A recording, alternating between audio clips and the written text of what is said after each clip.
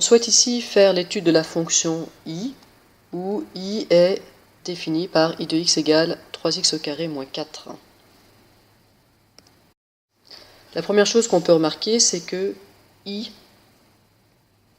est une fonction de degré 2 et qu'elle sera donc représentée par une parabole.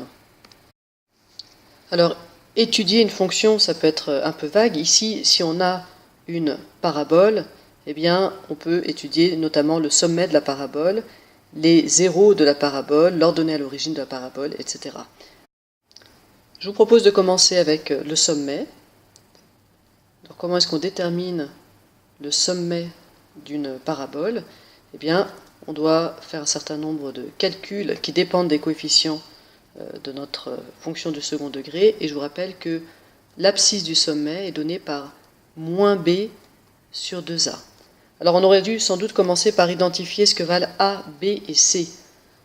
Dans notre fonction ici du second degré i, a vaut 3, c'est le coefficient du x au carré, b vaut 0, puisque je n'ai pas de x, et c vaut moins 4. Alors je peux reprendre mon calcul.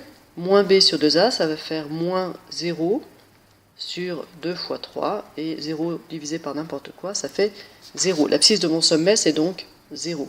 Et pour trouver l'ordonnée du sommet, eh bien, je dois passer par la moulinette de ma fonction. Je vous rappelle qu'une fonction,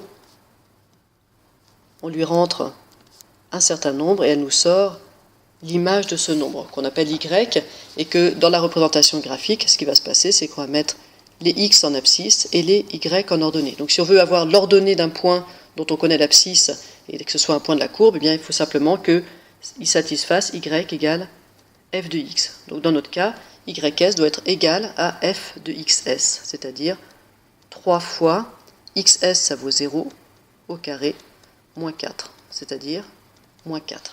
Alors j'ai mon sommet, il a pour coordonnées 0, moins 4.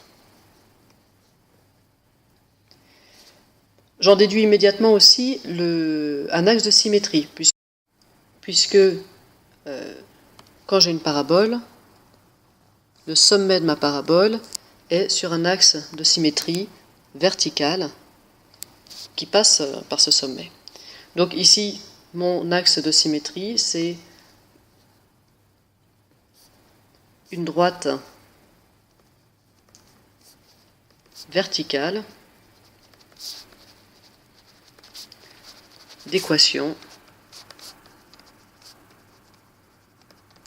x égale 0. J'ai un sommet, j'ai un axe de symétrie, je peux m'intéresser à l'ordonnée à l'origine, c'est-à-dire à savoir où est-ce qu'on croise l'axe des ordonnées. Ça c'est très facile, c'est directement c qui me le donne. C est égal à moins 4, et c'est l'ordonnée à l'origine.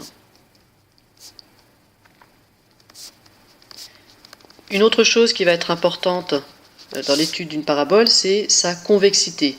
Est-ce que ma parabole est convexe? Je rappelle, ça veut dire souriante, ou est-ce qu'elle est concave, c'est-à-dire triste pour la forme?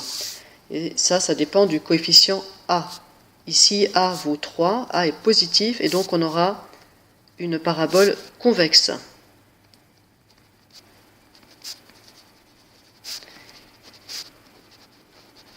On n'est pas loin d'être arrivé au bout de nos peines. Il nous reste une dernière chose un peu plus longue à étudier, ce sont les zéros.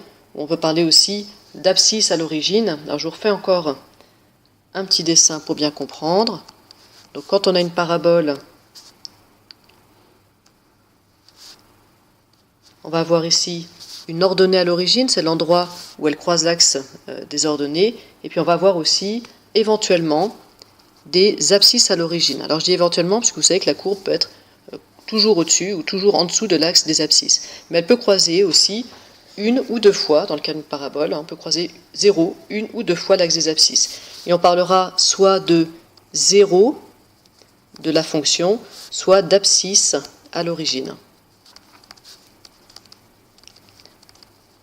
Alors on va calculer ici, dans le cas de i, ce que pourraient valoir les éventuels zéros.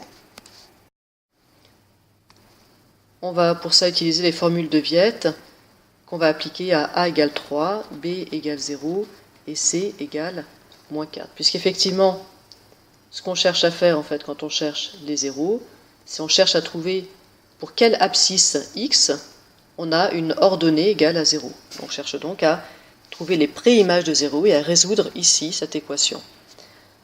Ça se fait donc avec les formules de Viette, en commençant par calculer le delta. La formule nous dit que c'est b au carré moins 4ac. Ici donc 0 au carré, moins 4 fois 3 fois moins 4, ce qui fait 48. Le delta est positif, je vais donc avoir deux zéros, deux solutions de mon équation, qui vont être données par moins b plus ou moins racine de delta sur 2a. C'est-à-dire moins 0 plus ou moins racine de 48 sur 2 fois 3. Pour la formule exacte pour l'expression exacte des zéros, on en a donc deux. On a x1 qui est égal à moins racine de 48 sur 6 et x2 qui est égal à plus racine de 48 sur 6. Je vous laisse vous rendre compte qu'on peut simplifier éventuellement en racine, ça va faire moins 2 racine de 3 sur 3 et plus 2 racine de 3 sur 3. Voilà, ça on n'exige pas. Et puis ce qui va nous intéresser nous pour le placer sur le graphique, c'est par contre d'avoir une valeur approchée. Et on obtient environ 1,15 et donc environ moins 1,15 pour l'autre 0. Alors on a tout ce qu'il faut maintenant pour représenter graphiquement notre parabole et on pourra toujours compléter avec un tableau de valeurs. Donc si vous avez droit à la calculatrice au moment de cet exercice, n'hésitez pas à utiliser la calculatrice pour obtenir d'autres valeurs. Alors plaçons donc déjà tout ce qu'on connaît dans notre repère. On va devoir aller jusqu'à moins 4.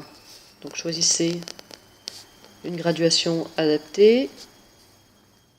On sait aussi que ce sera une parabole convexe, que donc on devra monter. Le sommet, il est en 0-4, il est donc ici, ce sommet. Et puis, on connaît les zéros qui sont à peu près à 1,15. Alors, je vais choisir la même graduation pour les x et pour les y. On a donc les zéros, je les place en 1,15 quelque part par là et moins 1,15 quelque part par là. Et une ordonnée à l'origine qui bien sûr est égale à moins 4 qu'on retrouve au niveau du sommet. Et donc on a une parabole à peu près comme ça.